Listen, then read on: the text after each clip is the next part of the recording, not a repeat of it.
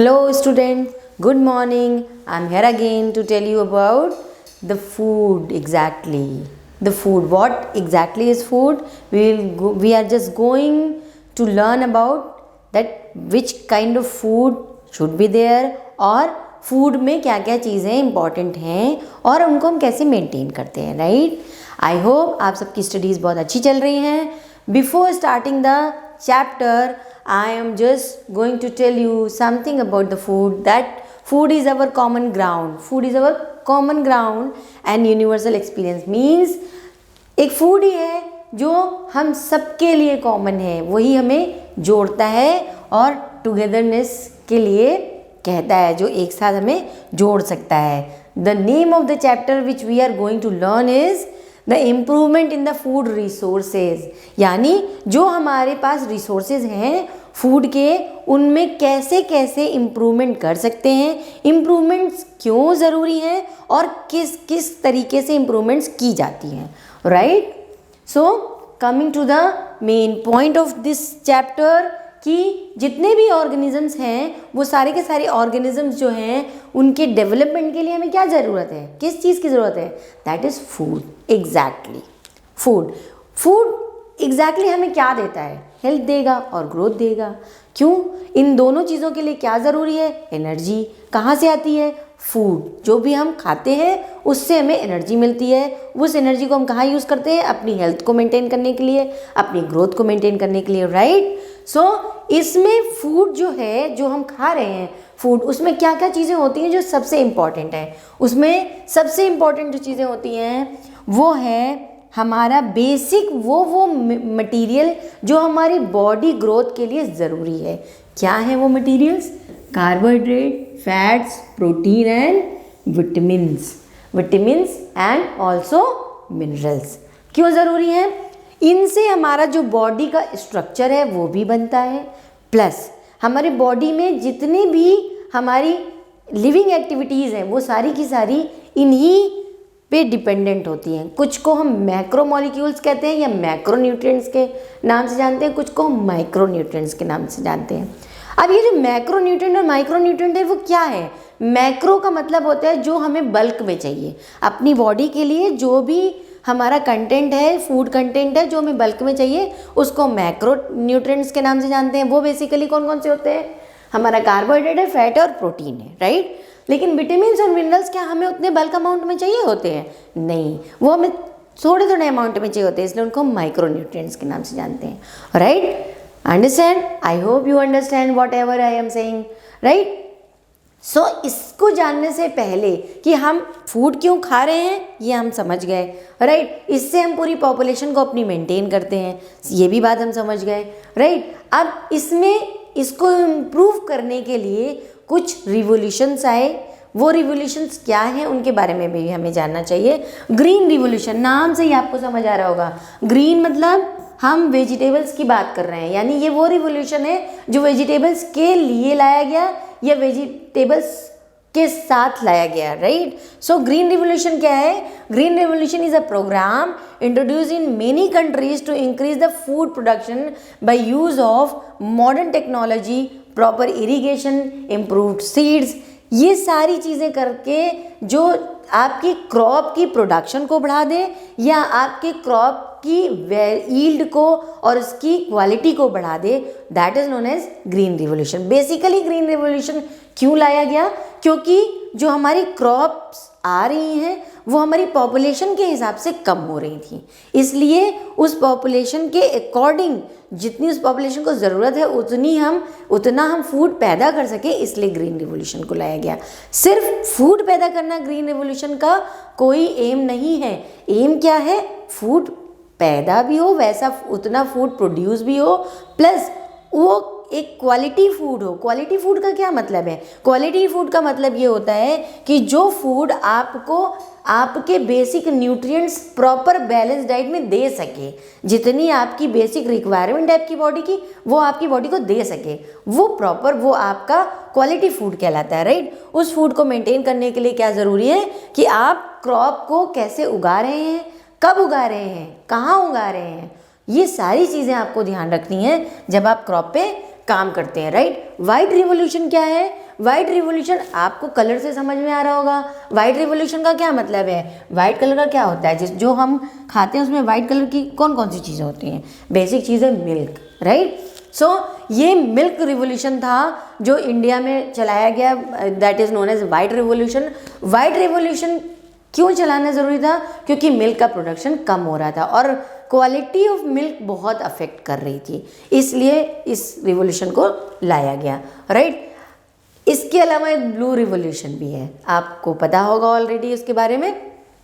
जो crop yields होती हैं, इसकी इम्प्रूवमेंट के लिए हम क्या क्या चीज़ें करते हैं या हमें करनी चाहिए। इस चैप्टर में आप सिर्फ यही चीज़ें पढ़ेंगे कि क्रॉप कितने टाइप्स की हो सकती हैं, उन टाइप्स ऑफ क्रॉप्स में हम क्या क्या काम कर सकते हैं ताकि उनकी वैरायटी इंप्रूव हो जाए, उनकी यील्ड इंप्रूव हो जाए, राइट। ये this chapter is all about this knowledge, right. So crop में आपकी जो क्रॉप होती है वो क्या क्या होती है, एक आपकी क्रॉप हुई सीरियल, दालें खाते हैं ना हम, दालें, वो सीरियल्स में क्या क्या आता है, वीट आता है, राइस आता है, मेज आता है, बार्ले आता है, ये सब आपके सीरियल्स हैं, ठीक है।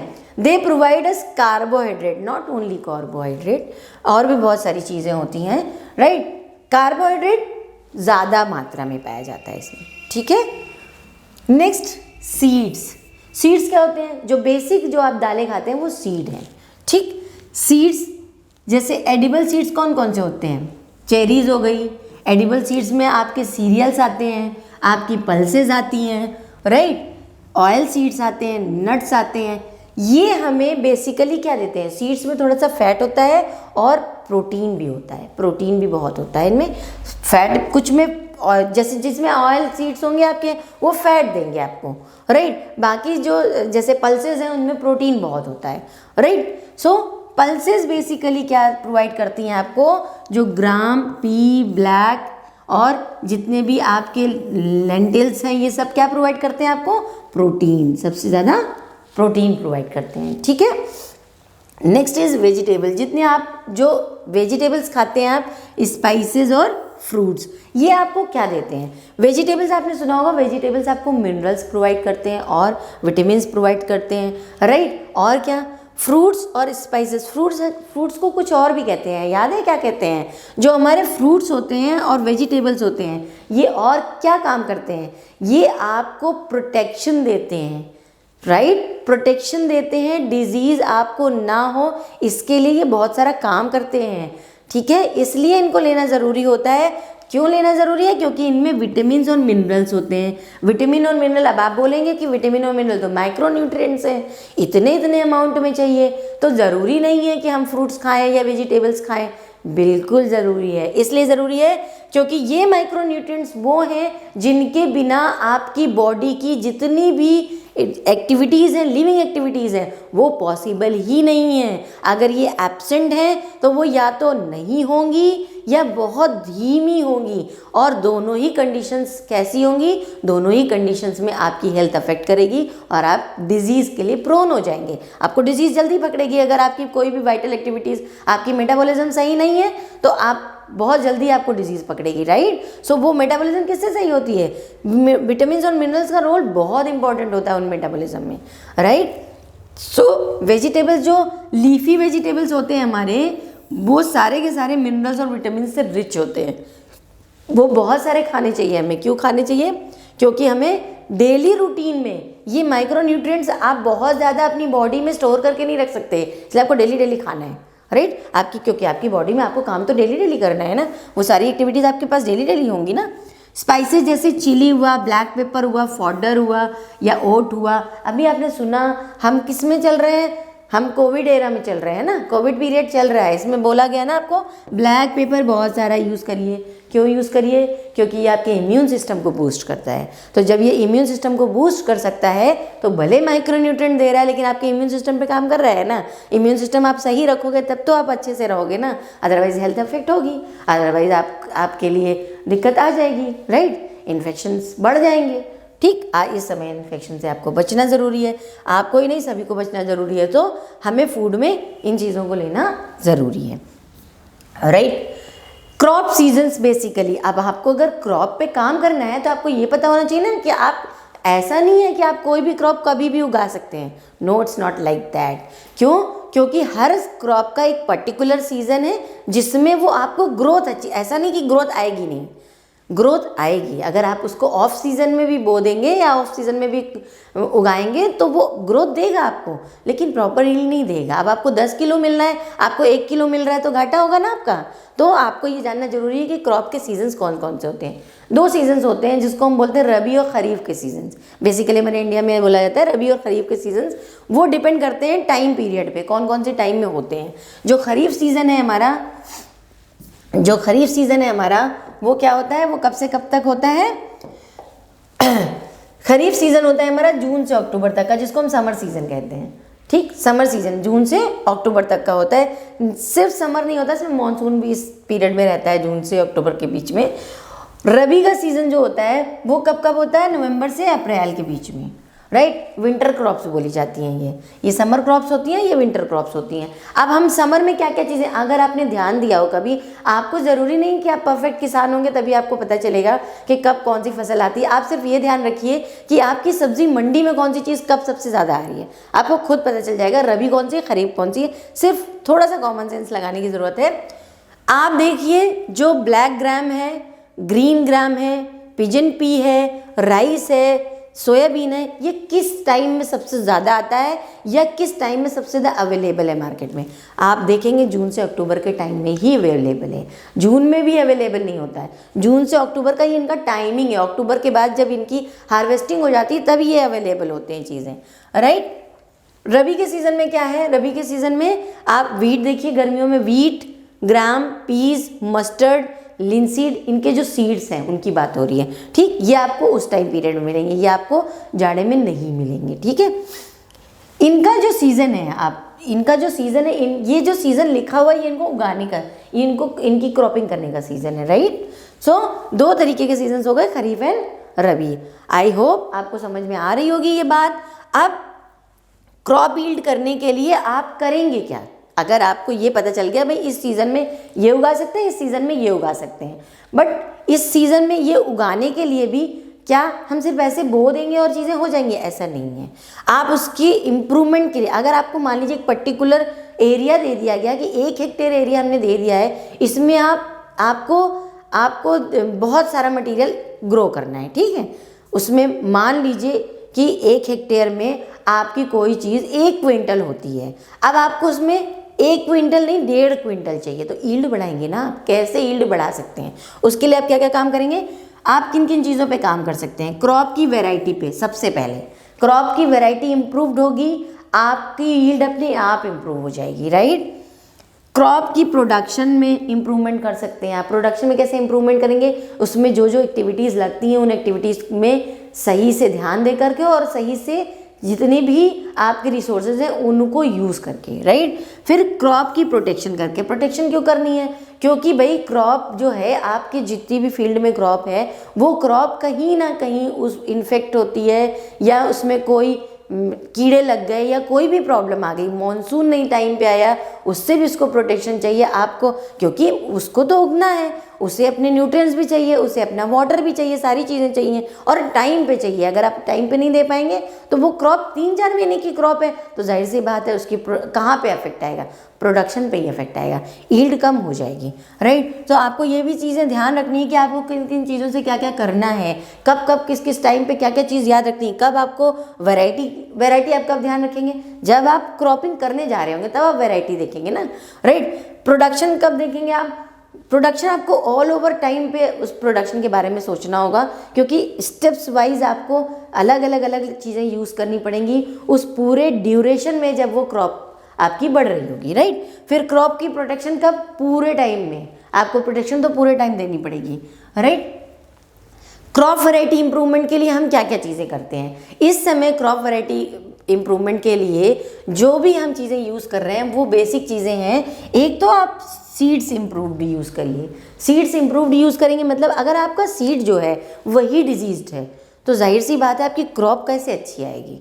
अगर आपने कीड़ा लगा हुआ आप बो के देख लीजिए, आप एक कीड़ा लगा हुआ चना बो के देख लीजिए, उससे प्लांट नहीं आएगा। क्यों? क्योंकि वो खुद ही खराब है, तो वो कैसे प्लांट देगा। सो आपको अच्छा हेल्दी सीड ज़रूरी है बोने के लिए, तो आपको वो सिलेक्शन करना पड़ेगा। कहाँ से मिलेगा?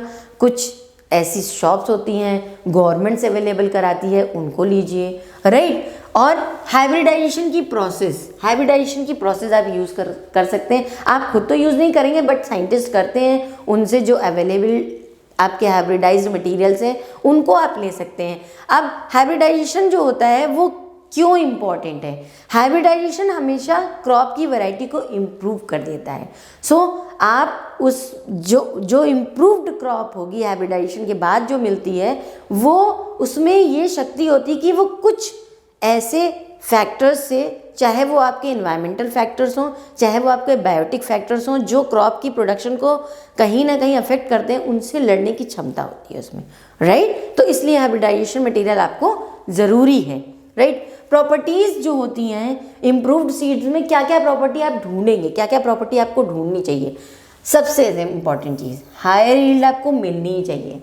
अगर आप हायर यील्ड नहीं देख रहे हैं तो किसी भी सीड को बो दीजिए, हायर यील्ड की ज़रूरत नहीं है तो, राइट। हम क्या देख रहे हैं? हमने आपको ये बताया ना, मैं 1 हेक्टेयर में कितना, हम 1 क्विंटल उगा रहे थे, अभी हमें 1.5 क्विंटल उगाना है, तो हम कैसे उगाएंगे, ठीक, राइट। फिर क्वालिटी इंप्रूव करना है। क्वालिटी का क्या मतलब है? क्वालिटी इंप्रूव करने का क्या मतलब है? क्वालिटी का मतलब होता है, जैसे देखिए, आपने खुद देखा होगा कि आप अगर राइस लेते हैं तो आपको वैरायटी ऑफ राइस मिलती है। कोई राइस के आपको दाने दिखेंगे वो बड़े बड़े होंगे, एकदम स्मूथ होंगे, पतले होंगे, कुछ मोटे होंगे, ये है वैरायटी। तो आपको अगर वैरायटी इंप्रूव करनी है तो आपको इम्प्रूव्ड क्वालिटी चाहिए, राइट।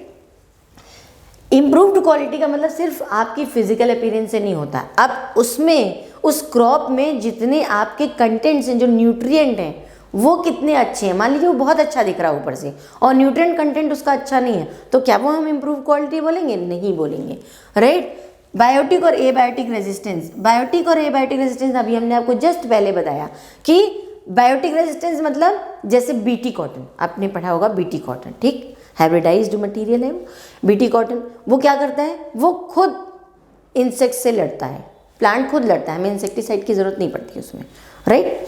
तो उस, और बायोटिक और एबायोटिक रेजिस्टेंस का क्या मतलब है कि बायोटिक फैक्टर्स जितने जो खराब कर रहे हैं क्रॉप को, उनसे भी लड़ पाए। एबायोटिक का मतलब है अगर थोड़ा सा मौसम चेंज हुआ, मानसून लेट आया, तो वो उन चीज़ों से, उन कंडीशन से लड़ पाए, लड़ने के बाद भी अपनी यील्ड को बचा पाए। ऐसे प्लांट्स की ज़रूरत होती है, राइट है।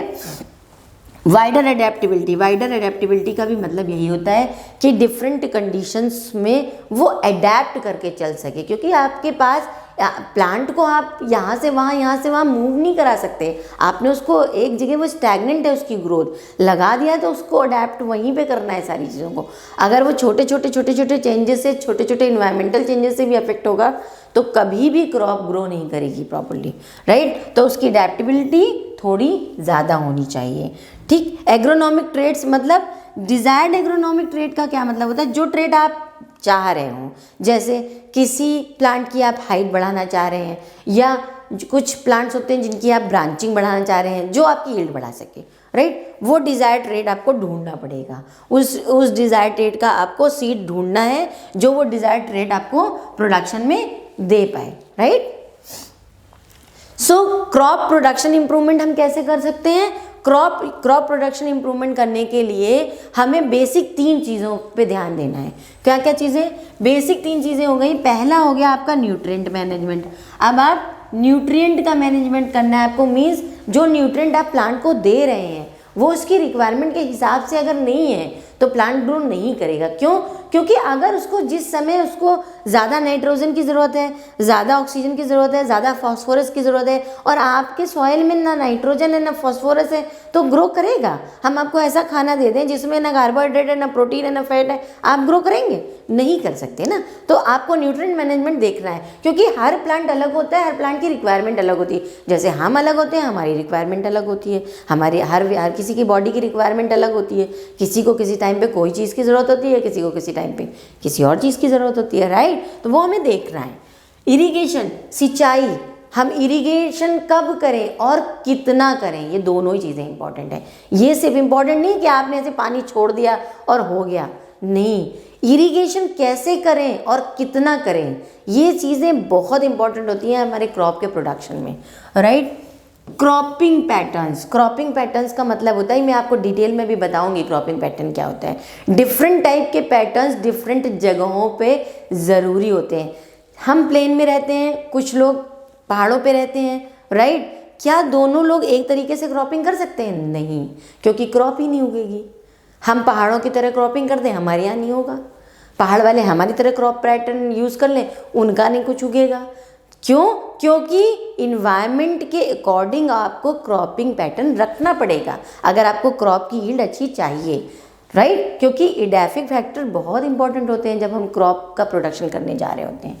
न्यूट्रिएंट मैनेजमेंट में हम क्या क्या चीज़ें मैनेज कर सकते हैं, आप देखिए। उससे पहले तो ये जानना ज़रूरी है कि हम न्यूट्रिएंट मैनेज करने जा रहे हैं तो न्यूट्रिएंट प्रेजेंट कहाँ है, तब तो आप मैनेज करेंगे। न्यूट्रिएंट कहाँ कहाँ होते हैं? एयर में होते हैं, as a in the form of gases, carbon, oxygen, ये कहाँ प्रेजेंट होंगी? एयर में। वाटर मैनेजमेंट कैसे करेंगे आप? वाटर मैनेजमेंट में कौन कौन सा न्यूट्रिएंट प्रेजेंट है? हाइड्रोजन और ऑक्सीजन, राइट। लेकिन ये ऑक्सीजन भी ऊपर एयर में चली जाती है वापस से, राइट। सॉइल में आपको क्या क्या मिलते हैं? सॉइल में आपको मैक्रो और माइक्रो दोनों न्यूट्रिएंट मिलते हैं। मैक्रो में नाइट्रोजन हो गया, फास्फोरस हो गया, पोटेशियम हो गया, कैल्शियम हो गया, मैग्नीशियम हो गया, सल्फर हो गया, ये सारे मैक्रो न्यूट्रिएंट्स हैं। मैक्रो का मतलब हमने आपको पहले ही बताया, जो ज़्यादा अमाउंट में हमें चाहिए। माइक्रो न्यूट्रिएंट में सारे एलिमेंट्स आ गए हमारे जो हमें बहुत कम कम अमाउंट में चाहिए। लेकिन कम अमाउंट का मतलब ये नहीं होता है कि इनकी इंपॉर्टेंस कम है। मैंने आपको बताया ना, इनकी इंपॉर्टेंस इनके बराबर या इनसे ज़्यादा ही है, इसलिए क्योंकि ये रहें और ये ना रहें तो आपकी बॉडी की एक्टिविटीज़ हो ही नहीं पाएंगी। अब आपको न्यूट्रिएंट्स मिल गए बॉडी में, आपके फूड फिक्स हो ही नहीं रहा है, फूड टूट नहीं रहा, आपको एनर्जी मिल नहीं रही है, ये सारी रिएक्शंस कौन कराते हैं? ये माइक्रो न्यूट्रिएंट्स कराते हैं। तो इनकी ज़रूरत बहुत ज़्यादा है बॉडी में। इनको आप कभी भी अंडर एस्टिमेट मत करिएगा कि ये रहें या नहीं रहें हमारे लिए काम हो जाएगा, ऐसा नहीं है, ठीक है। मेन्योर एंड फर्टिलाइजर्स, अभी हमने आपको बताया ना कि क्रॉप में जो न्यूट्रिएंट्स आप डालेंगे वो सारे न्यूट्रिएंट्स रहने ज़रूरी हैं, ठीक। अब उन न्यूट्रिएंट्स में आप क्रॉपिंग करते जा रहे हैं अपनी फील्ड में, तो न्यूट्रिएंट्स कम ज़्यादा भी होंगे ना, तो उसमें आप क्या मिलाएंगे? उसमें या तो आप मेन्योर मिला सकते हैं या फर्टिलाइजर्स मिला सकते हैं। मेन्योर और फर्टिलाइजर्स क्या हैं? बेसिकली वो न्यूट्रिएंट ही तो प्रोवाइड कर रहे हैं आपकी क्रॉप, आपकी जो फील्ड है उसके लिए न्यूट्रिएंट ही तो प्रोवाइड कर रहे हैं ताकि आप उसमें क्रॉपिंग कर सकें, ठीक है, क्रॉप प्रोडक्शन कर सकें। मेन्योर क्या होता है? दोनों में डिफरेंस होता है ना। मेन्योर और फर्टिलाइजर्स एक है? नहीं है। क्यों एक नहीं है? मेन्योर क्या है? मेन्योर जब हम यील्ड बढ़ाने के लिए कोई भी किसी भी क्रॉप की फील्ड की यील्ड बढ़ाने के लिए हम उसमें कुछ न्यूट्रिएंट सप्लाई करते हैं, राइट। वो न्यूट्रिएंट्स किस फॉर्म में दे सकते हैं? या तो मेन्योर के फॉर्म में या फर्टिलाइजर्स के फॉर्म में। मेन्योर क्या है? और ये this is the source of organic matter. Organic matter क्या है? आपने देखा होगा मेन्योर्स जो हैं, खाद जिसको बोलते हैं हम हिंदी में, खाद बनाई जाती है और खाद बहुत तरीके से बनाई जाती है। मैं आगे आपको एक्सप्लेन करूँगी ये चीज़ कि कैसे कैसे क्या क्या कौन कौन सी खाद बनती है। ये ऑर्गेनिक मैटर है। मेन्योर क्या है? ऑर्गेनिक मैटर है। जब आप फर्टिलाइज़र की बात करते हैं ना तो आप इनऑर्गेनिक मैटर्स की बात करते हैं, जो इंडस्ट्रीज़ में इनऑर्गेनिक फॉर्म में जो आपके न्यूट्रिएंट्स तैयार होते हैं, जैसे यूरिया फर्टिलाइज़र है, राइट। लेकिन क्या वो ऑर्गेनिक है? नहीं, वो इनऑर्गेनिक है, राइट। ये क्या करता है? स्मॉल क्वांटिटी में न्यूट्रिएंट्स को सॉइल को देता है, ठीक, मेन्योर। और it is prepared by decomposition of animal excreta. Cow dung सुना है? काऊ डंग, गाय के गोबर की खाद सुनी है ना? वो होता है हमारा जो एक्सक्रीटा होता है, उसको लेकर के, या जो हमारा प्लांट वेस्ट होता है, जैसे आपने सुना होगा कि जो हमारी ऑर्गेनिक मेन्योर्स तैयार की जा रही हैं इस समय, वो कैसे तैयार की जाती हैं? वो हमारे प्लांट वेस्ट से भी तैयार की जाती हैं, ठीक है। काऊ डंग में और प्लांट वेस्ट मिला करके ऑर्गेनिक मेन्योर तैयार होती हैं, बहुत अच्छी होती हैं, उनमें बहुत सारा न्यूट्रिशन होता है और उसमें हमें एक्स्ट्रा केमिकल यूज़ करने की ज़रूरत नहीं होती है। तो वो आपकी जो क्रॉप है उसको प्रोटेक्ट भी करती हैं कि जो जितने भी केमिकल टॉक्सिक्स होते हैं उनसे, राइट। मेन्योर कितने तरीके की हो सकती हैं? मेन्योर या तो कंपोस्ट होगी, या वर्मी कंपोस्ट होगी, ग्रीन मेन्योर होगी। देखिए नाम से आपको बहुत अच्छे से पता चल रहा होगा। कंपोस्ट का क्या मतलब है? कंपोस्ट का मतलब है जिसमें एनिमल एक्सक्रीटा आपने लिया या किचन वेस्ट लिया, कोई भी मतलब जो भी आप चीज़ें ले रहे हो वो क्या है? ऑर्गेनिक मटेरियल है ना, जितनी भी चीज़ें हैं, चाहे वो आप काऊ डंग ले लो, चाहे वो आप किचन वेस्ट ले लो, चाहे वो प्लांट्स जो हमारी जो पत्तियाँ गिरती हैं वो पत्तियाँ हमने उठा ली, राइट। किचन वेस्ट क्या है? आपने सब्जियां काटी, सब्जियां काटने के बाद जो आपकी सब्जियां बची वो किचन वेस्ट है, राइट। जितना भी फूड वेस्ट हुआ, आप खाना खा रहे हैं, किसी ने खाना बहुत सारा छोड़ दिया तो कोई किसी का जूठा तो खाने नहीं लगेगा, लेकिन क्या उसको फेंक देना चाहिए? नहीं। अगर आपके पास कोई ऐसा एनिमल है जो खा सकता है, उसको आप दे दीजिए। वैसे तो खाना छोड़ना ही नहीं चाहिए, बट अगर ऐसा हो रहा है, फूड वेस्ट हो रहा है, तो उसको आप मेन्योर बनाने के लिए भी यूज़ कर सकते हैं, राइट। सीवेज वेस्ट हुआ, ये सब डिकम्पोज होकर के जब कंपोस्ट के फॉर्म में आते हैं तो हम उसे कंपोस्ट कहते हैं, कंपोस्ट मेन्योर कहते हैं, राइट। जब डायरेक्टली ये डिकम्पोज होते हैं, राइट, तो वो कंपोस्ट कहलाता है। वर्मी कंपोस्ट में क्या है? ये सारी कंपोस्टिंग, इन्हीं मटेरियल्स को ले लीजिए आप, लेकिन ये सारी कंपोस्टिंग जितना भी है वो आप कंपोस्टिंग कौन कर रहा है? वर्म्स कर रहे हैं। केचुए देखिए, केचुए की खाद सबसे अच्छी मानी जाती है, ऐसा बोला जाता है। क्यों? क्योंकि वो क्या करते हैं, देखा है कभी वो क्या खाते हैं? केचुए क्या खाते हैं? मिट्टी खाते हैं। आपने जितना उनको सामान दे दिया वो खा लेंगे उसको, मिट्टी। फिर खाने के बाद वो उसको डिकम्पोज करते हैं अपनी बॉडी में। डिकम्पोज करके जब वो वेस्ट निकालते हैं अपना ना, तो जो वेस्ट में जो उनका बाहर आता है वो दुनिया की सबसे अच्छी मेन्योर मानी जाती है, ठीक। That is known as vermi compost. जब हम वर्म्स को यूज़ करते हैं किसके लिए? इन्हीं मटेरियल्स को डिकम्पोज करने के लिए, तो वो वर्मी कंपोस्ट कहलाती है, राइट। बेसिकली प्लांट और एनिमल्स के जो जितने भी मटेरियल्स होते हैं, चाहे वो डेड प्लांट हो या डेड एनिमल हो या फिर जो वेस्ट निकलता है प्लांट्स का, वो सब जब हम यूज़ करते हैं तो वो वर्मी कंपोस्ट कहलाता है, जब हम उनको वर्म से डिकम्पोज करते हैं, राइट। ग्रीन मेन्योर में क्या है? ग्रीन आपको नाम से ही पता चल रहा होगा, ग्रीन मतलब हम प्लांट्स यूज़ करेंगे इसमें। हमने क्या किया? हमने सारे जो जितने भी जब हम हार्वेस्टिंग करते हैं तो क्या पूरा प्लांट लेते हैं? नहीं, उसमें से बहुत सारा पार्ट ऐसा होता है जो छूट जाता है और वो वेस्ट हो जाता है, राइट। तो उस चीज़ को हम यूज़ कर सकते हैं, किस लिए? वो जो प्लांट्स हमारे बच गए, जो लीव्स हमारी बच गई, जो लीव्स गिर रही हैं, जिनको हम फेंक देते हैं, जला देते हैं, उनसे हम मेन्योर फॉर्म कर सकते हैं। That is known as green manure. और ग्रीन मेन्योर का जो न्यूट्रिएंट होता है वो बहुत अच्छा होता है। क्यों? क्योंकि इसमें ऐसी कोई चीज़ आप यूज़ नहीं कर रहे हैं जो केमिकल हो, राइट। नाइट्रोजिनस मटेरियल में वो बहुत ज़्यादा रिच होते हैं, राइट। फर्टिलाइजर्स क्या है? बेसिकली ये तो हो गया मेन्योर का पार्ट। फर्टिलाइजर्स क्या है? फर्टिलाइजर्स हमने आपको बताया, फर्टिलाइजर्स केमिकल सब्सटेंसेस होते हैं, न्यूट्रिएंट होते हैं उसमें, लेकिन वो केमिकल इनऑर्गेनिक सब्सटेंसेस से मिलकर के बनते हैं। तो उसमें नाइट्रोजन भी होगा, पोटेशियम भी होगा, फॉस्फोरस भी होगा, होंगी सारी चीज़ें। लेकिन प्लांट्स में आप छिड़कते हैं, जैसे यूरिया छिड़का जाता है ना प्लांट में, आपने छिड़क दिया, उसने ले लिया वहाँ से। यूरिया में बेसिकली नाइट्रोजन ज़्यादा होती है, ठीक। तो मेन्योर और फर्टिलाइजर्स क्या एक होते हैं? नहीं, दोनों में डिफरेंस होता है। डिफरेंस क्या है? ये टेबल आपके लिए बहुत इंपॉर्टेंट है। मैं यहाँ पे इधर हो जा रही हूँ, आप इस टेबल का स्क्रीनशॉट ले लीजिए, बहुत इंपॉर्टेंट है, क्योंकि ये पूछा जाता है 9th क्लास में कि मेन्योर और फर्टिलाइजर्स में क्या डिफरेंस होता है। ले लिया स्क्रीनशॉट? गुड। सो मेन्योर्स क्या है? ऑर्गेनिक सब्सटेंसेज हैं, सॉरी, राइट।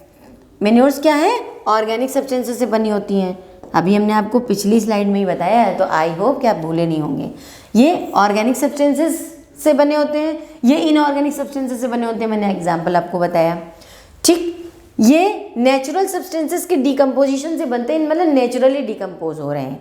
ये क्या है? केमिकल सब्सटेंसेस हैं जो हमारे फील्ड्स में या इंडस्ट्रीज में तैयार किए जाते हैं, राइट। सो इसमें कम अमाउंट होता है न्यूट्रिएंट का।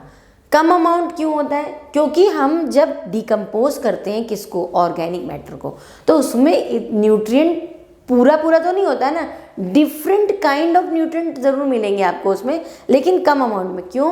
क्योंकि डिकम्पोज्ड बॉडी यूज़ कर रहे हैं आप, या डिकम्पोज्ड आप प्लांट यूज़ कर रहे हैं। वो क्या है? वो ऑलरेडी अपना न्यूट्रिशन यूज़ कर चुके होते हैं एनर्जी में, एनर्जी के फॉर्म में। तो जो उनका 10% बचा हुआ पार्ट होता है उनकी एनर्जी का, बस वही आपको न्यूट्रिएंट के फॉर्म में मिलता है। न्यूट्रिएंट कम ज़रूर होते हैं लेकिन यूज़फुल होते हैं, राइट। इनमें लार्ज अमाउंट ऑफ न्यूट्रिएंट होता है, क्यों? क्योंकि ये बनाए ही न्यूट्रिएंट के लिए जा रहे हैं। इनऑर्गेनिक फॉर्म में आप उनको सारी चीज़ें दिए दे रहे हैं, तो वो प्योर फॉर्म में क्या रख रहे हैं? न्यूट्रिएंट ही है उनके पास, और कुछ नहीं है। इनके पास एक्स्ट्रा मटेरियल भी होता है और उनके पास एक्स्ट्रा मटेरियल नहीं होता है, ठीक है।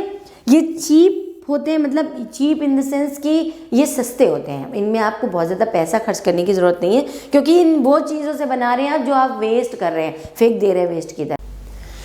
मेन्योर्स को बेसिकली, मेन्योर्स जो होते हैं वो बहुत धीमे धीमे प्लांट्स एब्जॉर्ब कर पाते हैं। क्यों?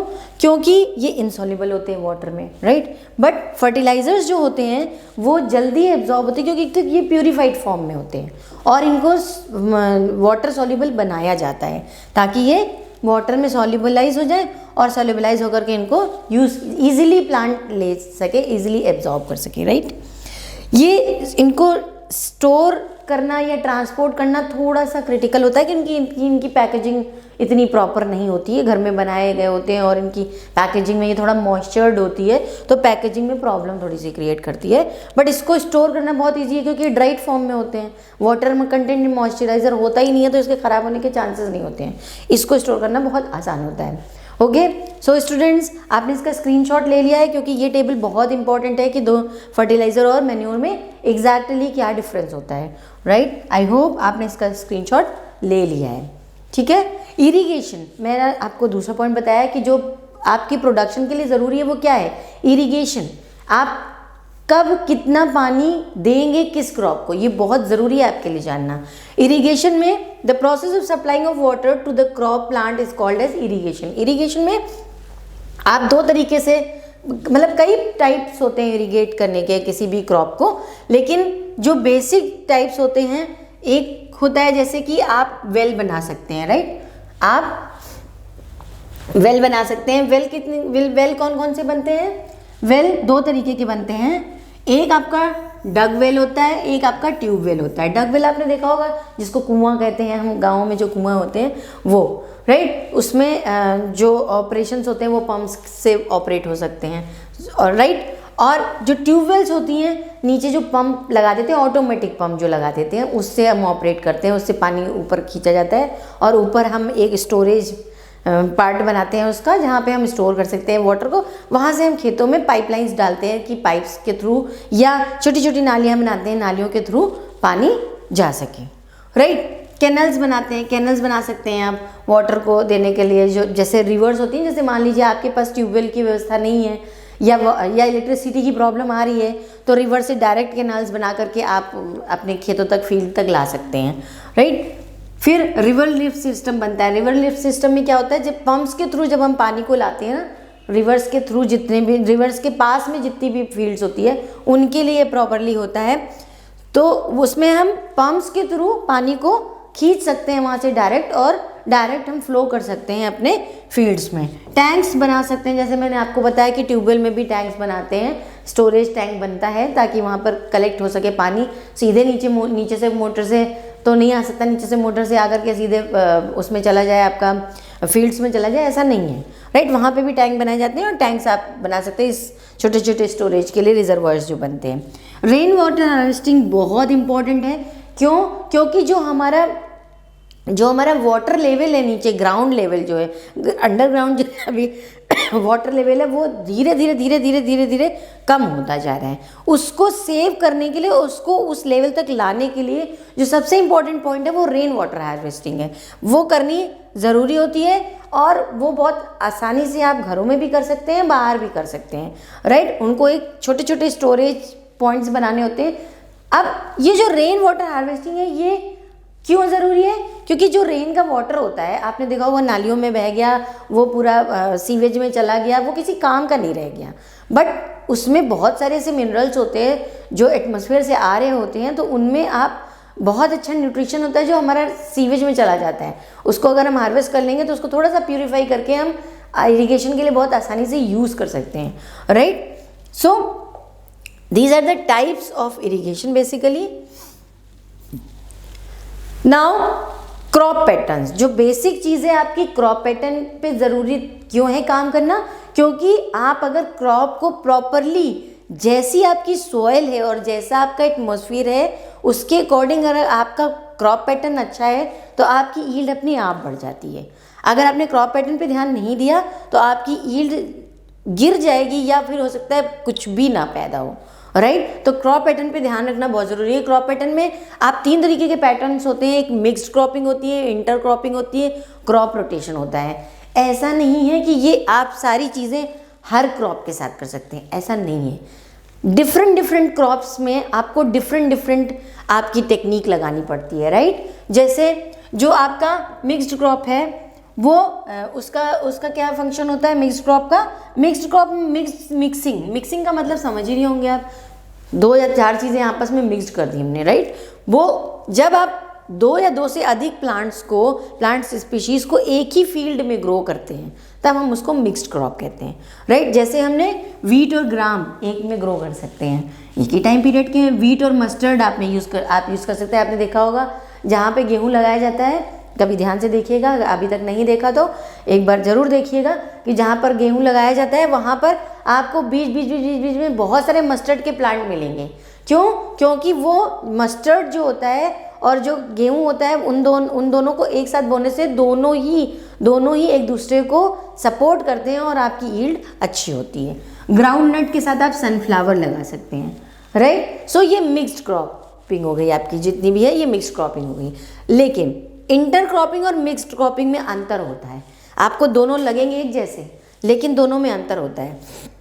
इसमें भी 2 या 2 से अधिक क्रॉप्स को आप एक साथ ग्रो कर सकते हैं इंटर क्रॉपिंग में। लेकिन इंटर क्रॉपिंग का जो फंडा होता है वो क्या होता है कि आपको जो क्रॉप लगानी है वो रो वाइज लगानी है। एक रो एक क्रॉप की, दूसरी रो दूसरे क्रॉप की, ऐसे रो वाइज लगानी होती है।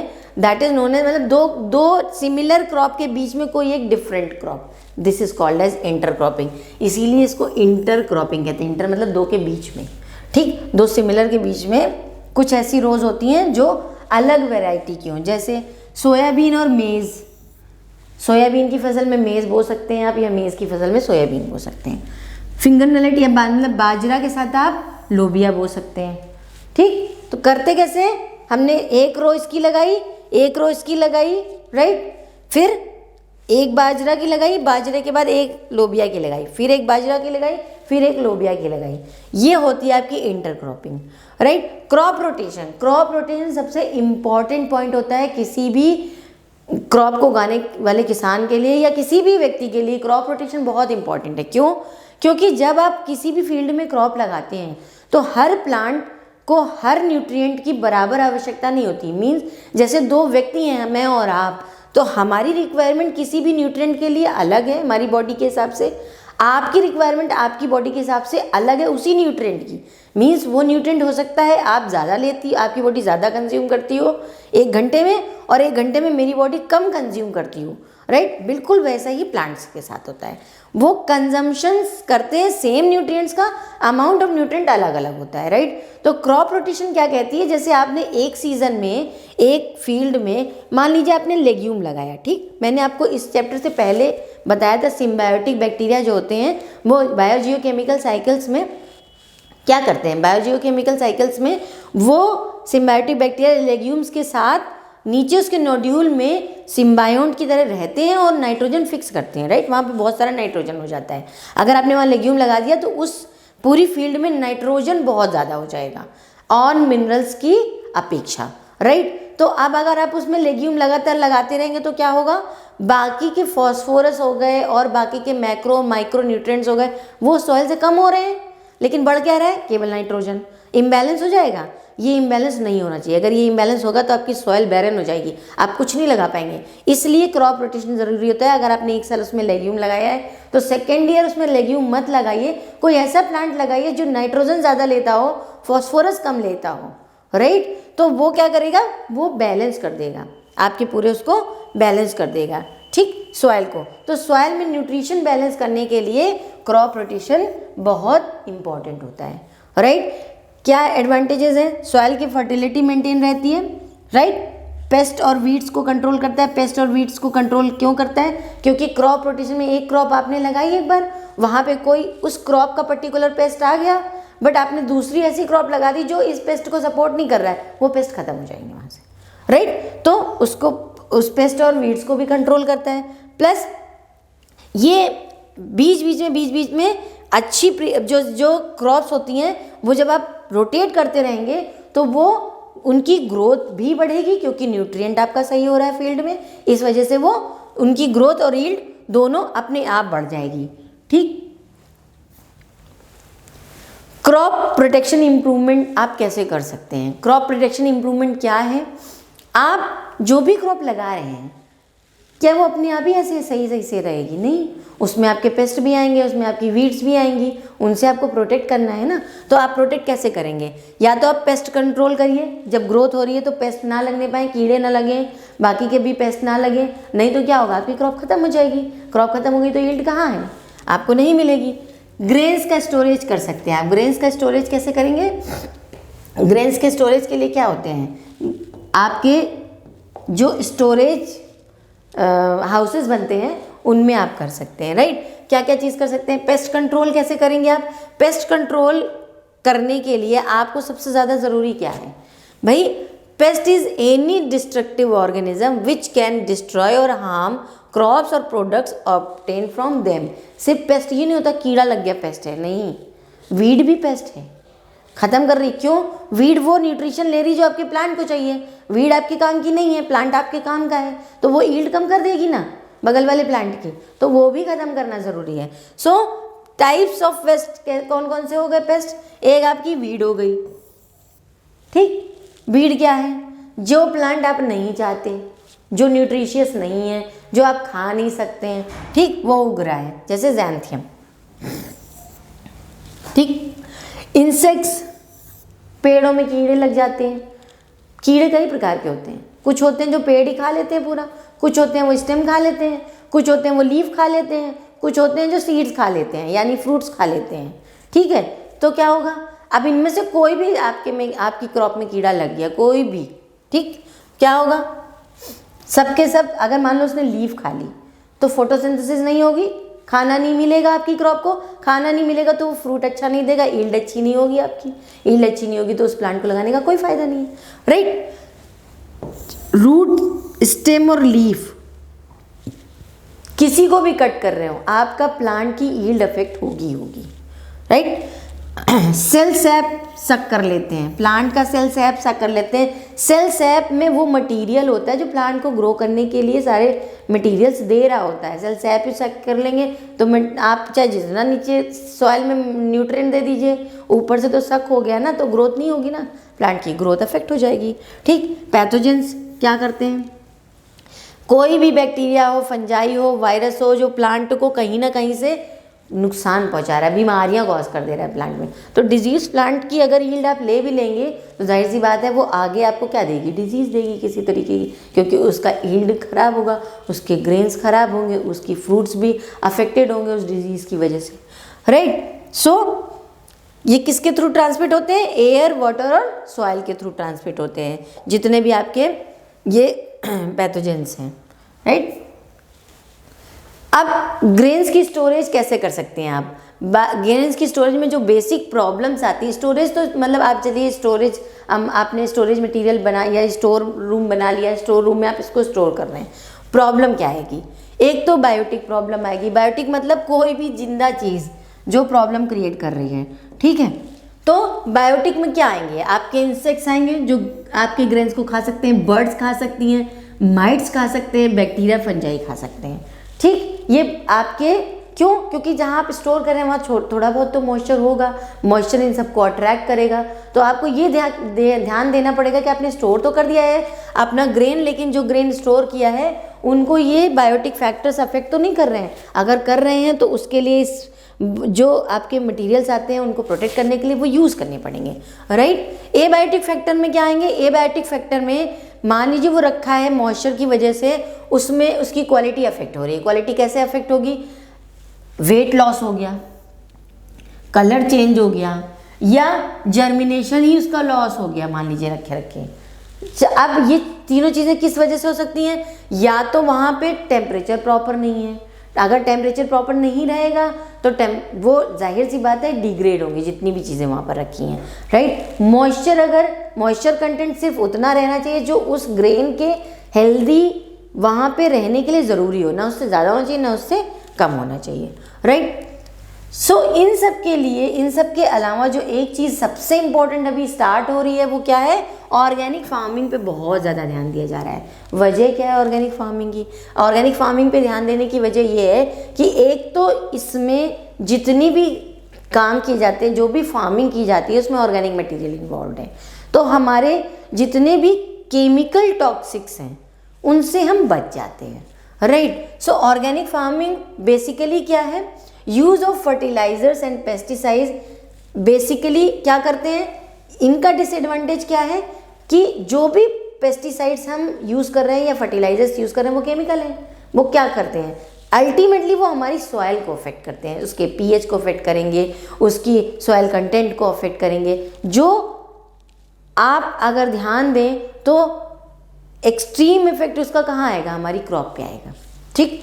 उसकी वजह से हम ऑर्गेनिक फार्मिंग में ज़्यादा जाने की कोशिश कर रहे हैं, ठीक है। ऑर्गेनिक फार्मिंग है क्या? It is basically a farming system with no or very little use of chemicals. यानी हम फर्टिलाइजर्स को यूज़ नहीं करते, हम पेस्टिसाइड्स को यूज़ नहीं करते, ठीक। तो कर क्या रहे हैं हम? उसमें यूज़ करते हैं बेसिकली डिफरेंट टेक्निक्स जिससे हम फार्मिंग कर सकें, राइट।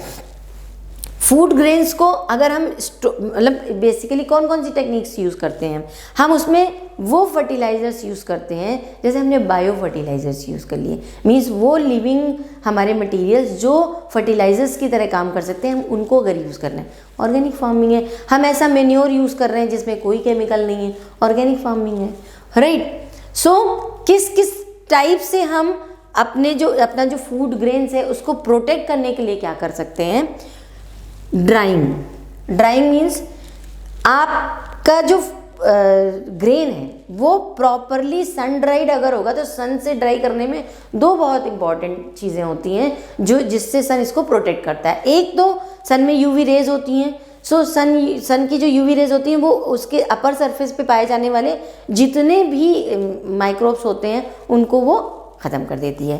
प्लस सन ड्राई करेंगे आप तो जितना भी मॉइस्चर कंटेंट है आपका एक्स्ट्रा वाला वो सारा का सारा सूख जाएगा उससे, ठीक। मॉइस्चर जितना कम रहेगा इन्फेक्शन होने के या सीड के खराब होने के चांसेस उतने कम रहेंगे, राइट। सो इसलिए उसकी ड्राइंग ज़रूरी है।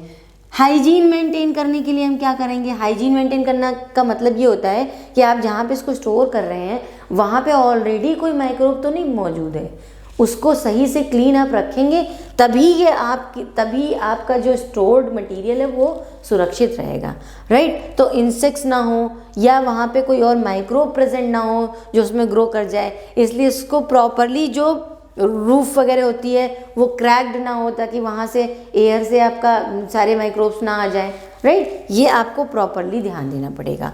फ्यूमिगेशन कर सकते हैं आप। फ्यूमिगेशन तब किया जाता है जैसे आपने कोई स्टोर रूम लिया, राइट, उसमें ऑलरेडी कोई स्टोरेज था, वो अगर स्टोरेज किसी भी डिजीज़ से इन्फेक्टेड था तो उस स्टोर को पहले पूरा खाली कर लेना चाहिए। इवन ऐसा नहीं है केवल डिजीज्ड वाले को, एक स्टोरेज पीरियड से दूसरे स्टोरेज पीरियड में जब उस स्टोर रूम को आप यूज़ करें तो फ्यूमिगेशन हमेशा करना चाहिए। फ्यूमिगेशन क्या होता है? फ्यूमिगेशन में बेसिकली जो स्टोर्स होते हैं या गोडाउन्स होते हैं उसमें हम कुछ फंजीसाइड्स और इंसेक्टिसाइड्स को स्प्रे करते हैं पूरे रूम में, राइट। वो क्या करते हैं? जितने माइक्रोब्स या स्पोर्स वगैरह हैं पहले के उन सबको वो नष्ट कर देते हैं, राइट। स्टोरेज डिवाइसेस जो होती हैं आपकी वो बहुत इंपॉर्टेंट है अगर आपको स्टोर ठीक से करना है तो। स्टोरेज डिवाइसेस क्या करती हैं? Storage devices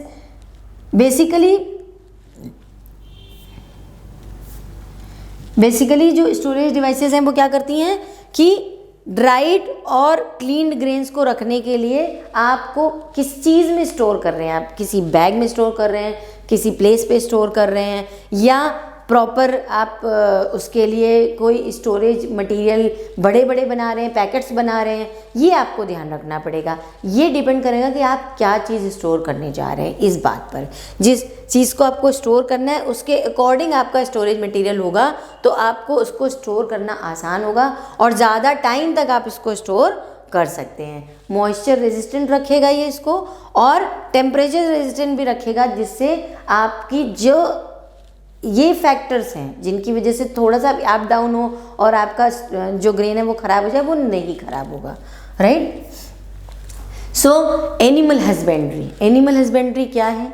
animal husbandry is a scientific management of domestic animals in an efficient manner to obtain food and other useful products from them। मतलब हम जिन एनिमल्स को सिंपली देखते हैं उन एनिमल्स को हम अपनी ही रहने वाली जगहों पर कैसे रख करके उसको अपने फूड आइटम्स के लिए ग्रो करा सकते हैं, राइट। ये होता है एनिमल हस्बेंड्री। एनिमल हस्बेंड्री में बेसिकली क्या होता है? कैटल फार्मिंग होती है। कैटल फार्मिंग क्या करते हैं, क्यों कर रहे हैं? कैटल्स के लिए आप कैटल फार्मिंग क्यों करते हैं? सबसे पहला तो जो कैटल से हमें मिलता है वो क्या, कौन सा प्रोडक्ट है?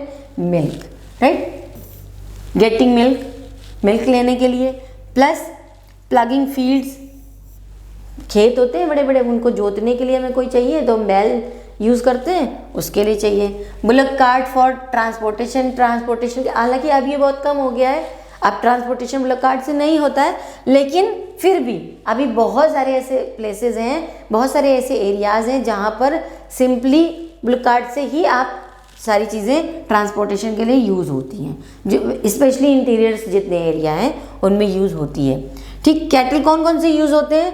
काऊ एंड बफेलो कैटल फार्मिंग में, राइट। काऊ और बफेलो से हम क्या कौन कौन सी चीज़ें करते हैं? कौन कौन से एनिमल्स होते हैं? मिल्च एनिमल्स होते हैं। मिल्च एनिमल्स मीन्स जिनसे हमें मिल्क मिलता है। ड्रॉट एनिमल्स होते हैं वो एनिमल्स जिनमें मिल्क तो नहीं होता है लेकिन एग्रीकल्चरल वर्क के लिए जो यूज़ होते हैं, जैसे प्लगिंग वगैरह के लिए जो यूज़ होते हैं।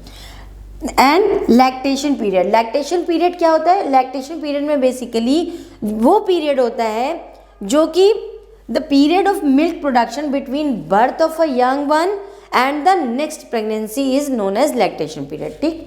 जैसे ही एक बेबी कैटल का होता है तब से लेकर दूसरी प्रेगनेंसी के बीच का जो पीरियड होता है वो लैक्टेशन पीरियड होता है। ये बहुत इंपॉर्टेंट पीरियड होता है किसी भी कैटल के लिए, क्योंकि ये पीरियड सबसे इंपॉर्टेंट होगा कहाँ पे? आपके मिल्च एनिमल्स के लिए, राइट। क्योंकि तब आप उनसे मिल्क का प्रोडक्शन ज़्यादा से ज़्यादा करवा सकते हैं। कैसे? उनकी डाइट अच्छी करके, ऐसा नहीं उन्हें इंजेक्शन देकर, उनकी डाइट अच्छी करके। तब आपको उनकी डाइट पे ध्यान देना है और ये ध्यान देना है कि वो बीमार ना हो, राइट। कैटल्स की केयर करने के लिए आपको किन किन चीज़ों की ज़रूरत है? आप जिस जगह पे उनको रख रहे हैं वो क्लीन होना चाहिए। क्लीन कैसा? एयर उसकी अच्छी होनी चाहिए, उसमें प्रॉपर, अगर मान लीजिए उसमें आप क्लीन नहीं रखते हैं, उस प्लेस को क्लीन नहीं रखते हैं, तो जाहिर सी बात है वहाँ पे बहुत सारे ऐसे बैक्टीरिया और वायरसेस आ जाएंगे उस गंदगी की वजह से, जो आपके कैटल को अफेक्ट करेंगे। तो वो एरिया क्लीन होना चाहिए, प्लस उसमें जितना भी हीट और कोल्ड का मैनेजमेंट है वो बहुत अच्छा होना चाहिए, क्योंकि अगर हीट और कोल्ड का मैनेजमेंट अच्छा नहीं होगा तो आपका जो भी कैटल होगा वो बीमार हो जाएगा, राइट। और जो कैटल खुद है उसकी भी हाइजीन का आपको ध्यान रखना है। उसकी स्किन पे बहुत सारे ऐसे पैरासाइट्स पाए जाते हैं जो कैटल्स की स्किन पे हो जाते हैं और जो उनको बहुत नुकसान पहुंचाते हैं, तो आपको उनके लिए भी ध्यान रखना है, इसलिए उनकी स्किन को भी पूरी तरह से क्लीन रखना है आपको। प्लस जो भी आपका सिस्टम है, जो भी वाटर लॉगिंग सिस्टम है, वो फ्लोर पे आपको उसका ध्यान रखना है, क्योंकि वो क्या प्रॉब्लम क्रिएट करेंगे, वो मॉइस्चर कर देंगे पूरे रूम में, जो बाद में बहुत अफेक्ट करेगा उस एरिया को, राइट। फूड में आपको क्या ध्यान रखना है? फूड में बेसिकली रफेज ही यूज़ करते हैं, जो कैटल्स होते हैं वो रफेज ही खाते हैं, राइट। और इनका जो भी रफेज ही खाते हैं, रफेज में बेसिक जो चीज़ आपको देनी है वो है बहुत ज़्यादा प्रोटीन। इनको प्रोटीन की बहुत ज़रूरत होती है। क्यों? माइक्रो न्यूट्रिएंट्स भी देने, विटामिन मिनरल्स, ताकि वो मिल्क ज़्यादा से ज़्यादा प्रोड्यूस कर पाए। अब डिजीज़ से इनको क्यों बचाना है? क्योंकि अगर वो डिजीज़ होगा, मिल्क प्रोड्यूस करेगा भी, तो डिजीज्ड मिल्क आप कैसे लेंगे? आप पियेंगे तो आप भी बीमार होंगे, राइट। तो इसलिए उसको डिजीज से अभी आपको बचाना है। एक्सटर्नल, मैंने अभी आपको बताया, एक्सटर्नल पैरासाइट्स जो उसकी स्किन पे होते हैं वो बहुत ध्यान रखने हैं, क्योंकि वो उसको धीमे धीमे धीमे अंदर से वीक करते रहते हैं। पैरासाइट है तो उसके ऊपर डिपेंडेंट होगा ना, तो वो उसको धीमे धीमे वीक कर देगा। वीक करने की वजह से आपका कैटल बीमार हो जाएगा। कैटल बीमार हो जाएगा तो आपका मिल्क प्रोडक्शन नहीं हो पाएगा, हो सकता है बीमार, हो सकता है मर जाए फिर। तो आपको ये ध्यान रखना है। नेक्स्ट है आपका पोल्ट्री फार्मिंग। पोल्ट्री फार्मिंग में क्या होता है? पोल्ट्री फार्मिंग क्या होती है?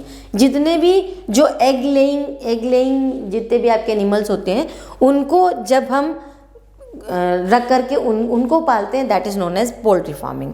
ठीक है, ये दोनों ही जितने भी पोल्ट्री फार्मिंग में एग और मीट वाले जितने भी एनिमल्स होते हैं वो हमें क्या प्रोवाइड करते हैं? प्रोटीन। हमारी डाइट को सबसे ज़्यादा यहीं से मिलता है। एग में भी बहुत प्रोटीन होता है और मीट में भी बहुत प्रोटीन होता है। ब्रॉयलर्स क्या होते हैं? ब्रॉयलर्स और पोल्ट्री फार्मिंग में जो ब्रॉयलर्स और लेयर्स दो होते हैं, ये क्या एक होते हैं? नहीं, ये दोनों अलग अलग होते हैं। ब्रॉयलर्स का मतलब होता है जिनको हम सिर्फ मीट के लिए यूज़ करते हैं, वो ब्रॉयलर्स कहलाते हैं। ठीक, ब्रॉयलर्स में क्या यूज़ करते हैं हम? 6 से 8 बर्थ के बाद 6 से 8 वीक के जितने भी हमारे जो होते हैं पोल्ट्री फार्मिंग में, वो ब्रॉयलर्स के लिए यूज़ किए जाते हैं, राइट। लेयर्स में क्या यूज़ करते हैं? लेयर्स में जो एग लेइंग है ना, हम उन्हें यूज़ करते हैं। यानी एग लेइंग है, इसका मतलब हम पहले उसको मैच्योर करेंगे, राइट। तो 20 वीक्स के बाद जब वो सेक्सुअली मैच्योर हो जाते हैं और एग ले करने लगते हैं, तब उनको हम लेयर्स की तरह यूज़ करते हैं। आप डिफरेंस देख पा रहे हैं? डिफरेंस है दोनों में ना।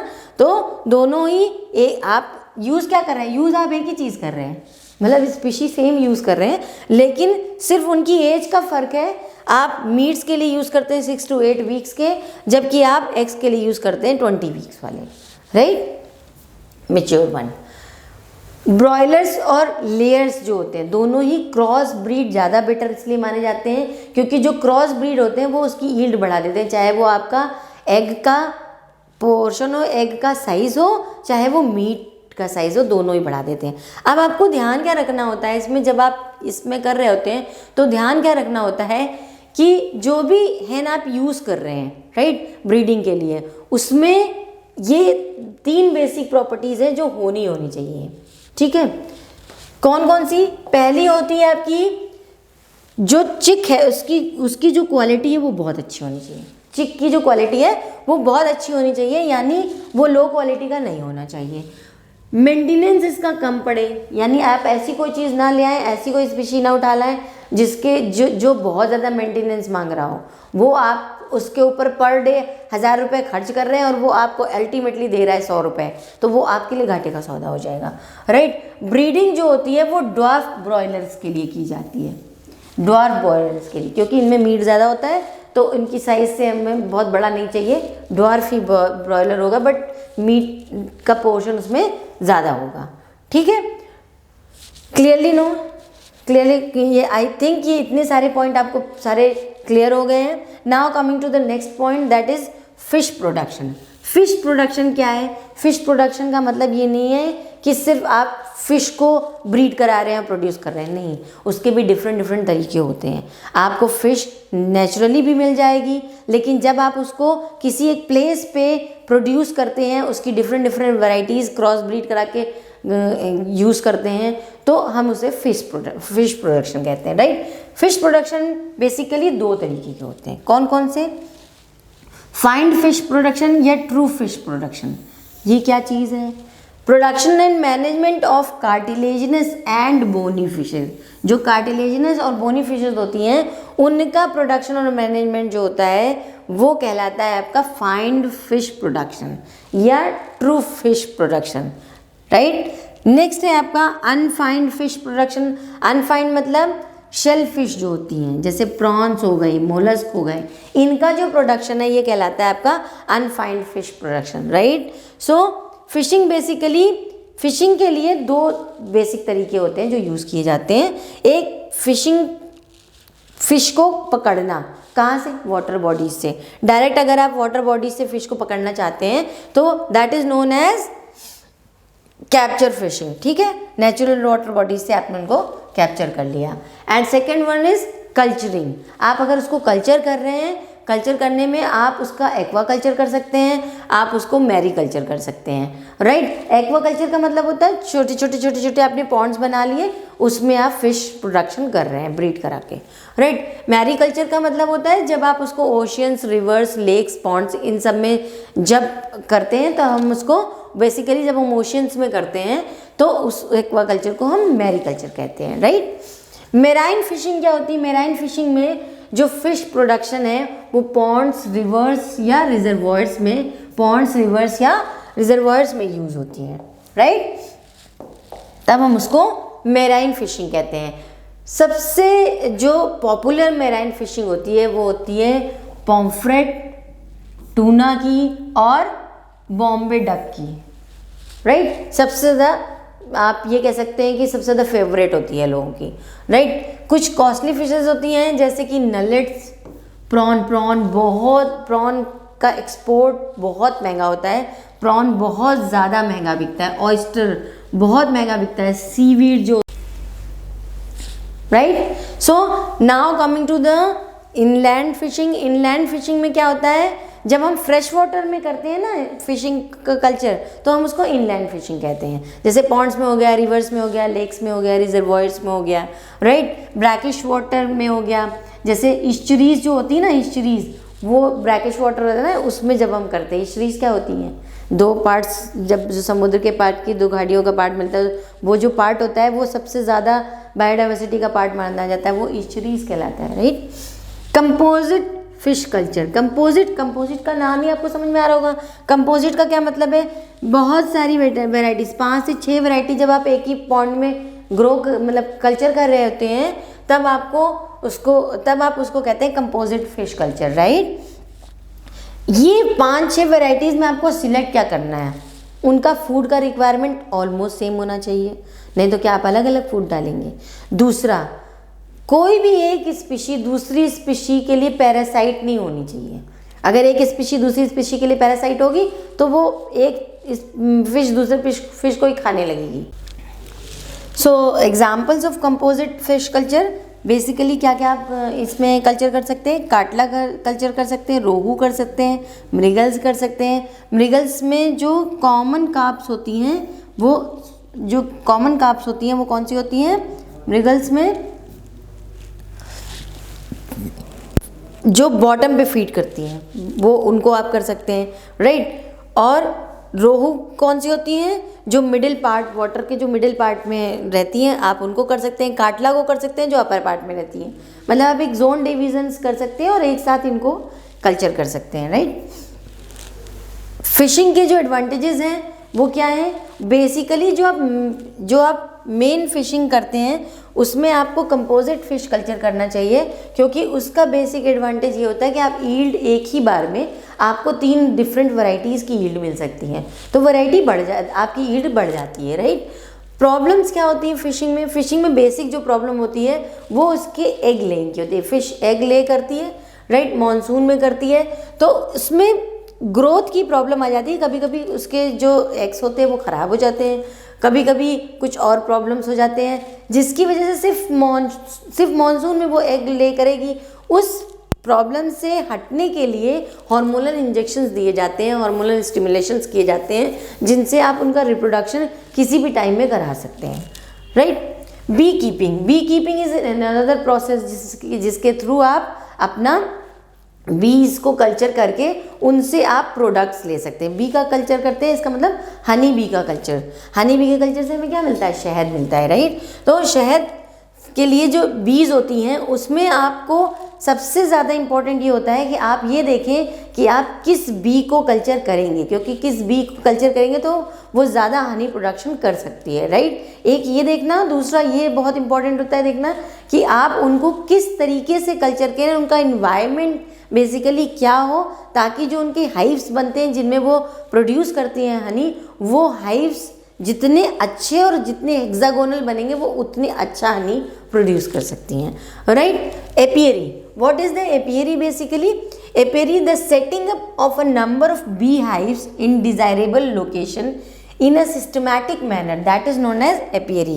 That is वो इससे क्या होगा, अगर आपने एक सिस्टमैटिक मैनर में उन हाइव्स को एडजस्ट कर दिया है तो उससे क्या होगा, आपका उससे जो सबसे ज़्यादा फायदे की चीज़ होती है वो ये होती है कि जो आपको नेक्टर मिला, मैक्सिमम पॉलन और नेक्टर कलेक्शन आप कर सकते हैं, जिससे आपका जो हनी होगा वो उसकी यील्ड भी बढ़ेगी और उसकी क्वालिटी भी बढ़ेगी, राइट। कुछ इंडियन वैरायटीज़ होती हैं जैसे कि एपिस को हम यूज़ करते हैं, इंडियन बी जो होती है, डॉर्सेटा को यूज़ करते हैं जिसको हम रॉक बी कहते हैं, फ्लोरल लिटिल बी को यूज़ कर सकते हैं हम, राइट। इटालियन वैरायटी की जो बी होती है मेलिफेरा, वो सबसे ज़्यादा जिसको कॉमर्शियल पर्पस के लिए यूज़ की जाती है, क्योंकि लार्ज स्केल प्रोडक्शन में ये ज़्यादा से ज़्यादा हनी का प्रोडक्शन कर सकती है, इसलिए इसको बेसिकली यूज़ करते हैं। अब इटालियन वैरायटी जो मेलिफेरा होती है उसके एडवांटेजेस क्या क्या हैं, ज़्यादा आप हनी कलेक्ट कर सकते हैं, कैपेसिटी कलेक्ट करने की ज़्यादा होती है उसके पास, रिप्रोडक्शन उनका बहुत फास्ट होता है, बहुत जल्दी रिप्रोड्यूस करती हैं, तो नंबर ऑफ पर्सन्स बढ़ेंगे, नंबर ऑफ बीज बढ़ेंगी, तो आपके नंबर ऑफ नेक्टर कलेक्शन भी बढ़ेगा, तो आपका जो प्रोडक्शन है वो अपने आप बढ़ जाएगा, राइट। सो स्टिंगलेस होती है, मीन्स काटती नहीं है किसी को, तो हार्मफुल नहीं होती है इतनी, तो उनको कल्चर करना थोड़ा आसान होता है।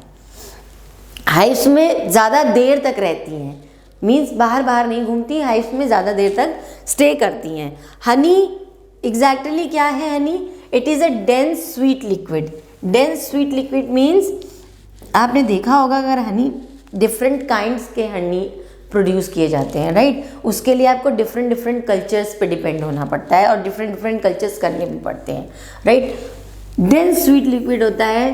हनी की जो स्पेशलिटी है वो ये कि इसको मेडिसिन्स में और शुगर के रिप्लेसमेंट के लिए यूज़ किया जाता है। आप इसको टी में यूज़ करते हैं, मेडिसिन्स में ऐसी बहुत सारी मेडिसिन्स कफ एंड कोल्ड से रिलेटेड होती हैं जो हनी से ही बनती हैं, राइट। एनर्जी का सोर्स बहुत अच्छा होता है हनी, इसलिए एनर्जी सोर्स के लिए भी यूज़ किया जाता है। बॉडी में ये एनर्जी तो प्रोड्यूस करता है बट कैलोरीज नहीं देता है बहुत, इसलिए इसको बहुत अच्छा शुगर कॉन्स्टेंट माना जाता है, right. Pasturage, what exactly mean is pasturage is the availability of flowers, मतलब जो फ्लावर्स हैं उनकी अवेलेबिलिटी बीज के लिए, उनके नेक्टर और पॉलन कलेक्शन के लिए हम कैसे बढ़ा सकते हैं, दैट इज नोन एज पॉस्चुरेज। आप कितनी अवेलेबिलिटी बढ़ा सकते हैं और कैसे बढ़ा सकते हैं। पॉस्चुरेज में मीन्स आपने अगर बी कल्चर किया है तो वो नेक्टर लेगी कहाँ से, कहीं पे कोई उसका बगल में कहीं फ्लोरल कल्चर भी होना चाहिए आपका। और फ्लोरल कल्चर में आपको इम्पॉर्टेंट क्या याद रखना है कि कौन सा फ्लोरा आपको लेना है जिससे आप अच्छे से अच्छा और ज़्यादा से ज़्यादा हनी का प्रोडक्शन कर सकें, right students. So this was all about this chapter. So we are just coming to the end of this chapter. I hope आपको ये chapter बहुत अच्छे से समझ आ गया है. So we have just give you all the points regarding this chapter. And अगर आपको कोई प्रॉब्लम है तो आप मुझे राइट डाउन कर सकते हैं, क्वेश्चंस लिख सकते हैं. Have a good day.